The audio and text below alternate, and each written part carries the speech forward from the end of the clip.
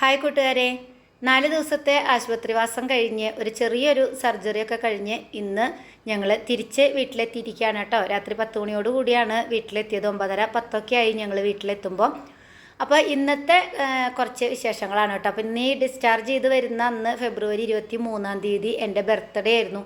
അപ്പോൾ എനിക്ക് ഹോസ്പിറ്റലിൽ നിന്ന് തൊട്ട് ഇന്ന് കേക്ക് കട്ടിങ് ആയിരുന്നു കേട്ടോ. അപ്പോൾ അതിൻ്റെ കുറച്ച് വീഡിയോസ് അവർ നഴ്സുമാരും പപ്പയും ഒക്കെ എടുത്തിട്ടുള്ള കുറച്ച് വീഡിയോസാണ് ഞാൻ ഷെയർ ചെയ്യുന്നത്. ജീവിതത്തിൽ ആദ്യമായിട്ട് ഞാൻ ബർത്ത്ഡേ കേക്ക് കട്ട് ചെയ്യാണ് കേട്ടോ. അതിങ്ങനെ ഒരു അവസ്ഥയിലായി. പിള്ളേരാണ് ആദ്യം തന്നെ രാവിലെ സർപ്രൈസായിട്ട് എനിക്ക് കൊണ്ടുവന്നത് കേട്ടോ. കേക്ക് ഒരു പീസ് കൊണ്ടുവന്നത്. Happy birthday to U.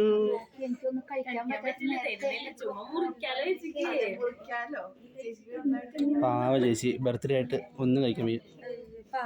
അപ്പം എനിക്ക് വായിലെ ഉമിനീര് പോലെ ഇറക്കാൻ പറ്റാത്ത ഒരു ഇതായിരുന്നു കേട്ടോ. രാത്രി 12 മണിക്ക് ശേഷം നമ്മൾ ഭക്ഷണമൊന്നും കഴിക്കാൻ പാടുണ്ടായിരുന്നില്ല. എന്നാലും അവർ രാവിലെ സർപ്രൈസായിട്ട് ക്യാൻറ്റീനല്ല, താഴെ കഫേ ഉണ്ടായിരുന്നു, അവിടെ നിന്ന് ഒരു പീസ് കേക്കൊക്കെ വാങ്ങിച്ചുകൊണ്ട് വന്ന് കട്ട് ചെയ്തു കേട്ടോ. എനിക്ക് ഭയങ്കര സന്തോഷം തോന്നി. കാരണം ഞാൻ ജീവിതത്തിൽ ആദ്യമായിട്ടാണ് എൻ്റെ ബർത്ത്ഡേക്ക് ഒരു കേക്ക് കട്ട് ചെയ്യണത്. അപ്പോൾ അതുകൊണ്ട് എനിക്ക് ഭയങ്കര സന്തോഷമായിട്ടാണ്.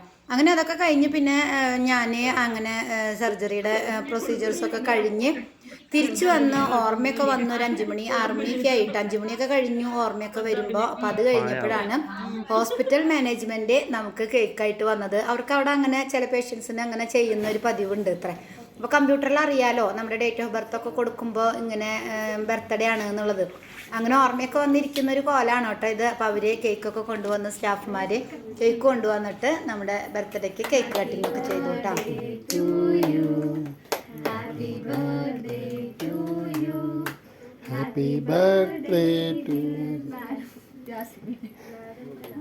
ഇത് കട്ട് ചെയ്യുന്ന സമയമായപ്പോഴത്തേക്കും എനിക്ക് ഓറൽ ഫുഡ് സോഫ്റ്റ് ഫുഡൊക്കെ കഴിക്കാവുന്നൊരു സമയമായിട്ടുണ്ടായിരുന്നു കേട്ടോ. അവരെനിക്ക് ഇളനീരും റവക്കഞ്ഞിയൊക്കെ ഒരു അരമണിക്കൂർ വിട്ട് കൊണ്ടുവന്ന് തന്ന് ഞാൻ കുറച്ച് കഴിച്ചിട്ടുള്ള ഒരു സമയമായിരുന്നു. അപ്പോൾ എനിക്ക് കേക്ക് കഴിക്കാൻ പറ്റുമായിരുന്നു കേട്ടോ.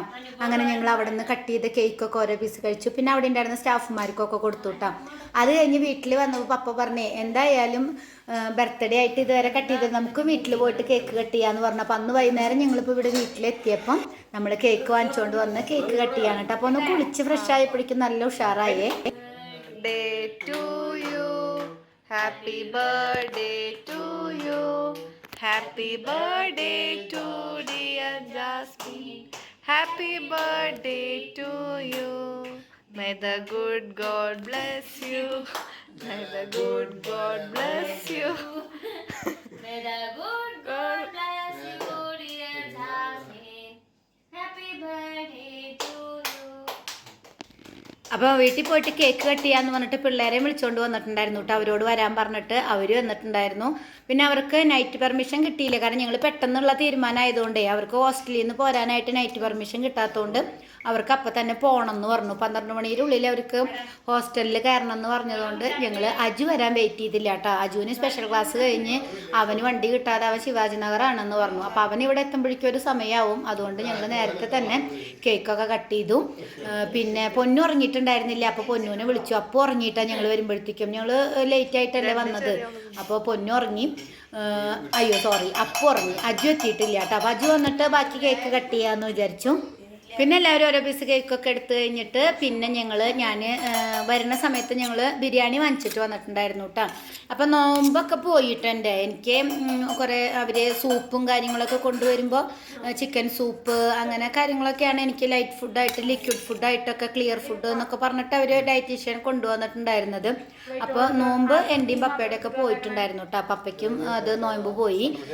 അപ്പോൾ പിന്നെ ഞങ്ങൾ ബിരിയാണി വാങ്ങിച്ചിട്ട് വന്നു. പിള്ളേർക്ക് നോമ്പില്ല എന്ന് പറഞ്ഞാൽ അവർ ഹോസ്റ്റലിൽ അവർക്ക് കിട്ടുന്ന ഫുഡ് അവരങ്ങനെ ഉണ്ടാക്കി കഴിക്കും. അപ്പോൾ അവർക്ക് നോമ്പ് ഉണ്ടായിരുന്നില്ല. അപ്പം ഞങ്ങൾ ചിക്കൻ ബിരിയാണി വാങ്ങിച്ചിട്ട് വന്നു.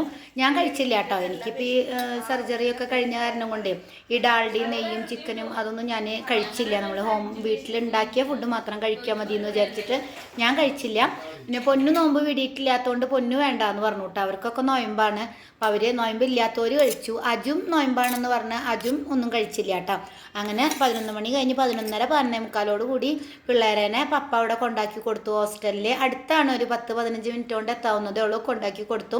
അവർ പോകുന്ന നേരത്താണ് അജു വന്നത് കേട്ടോ.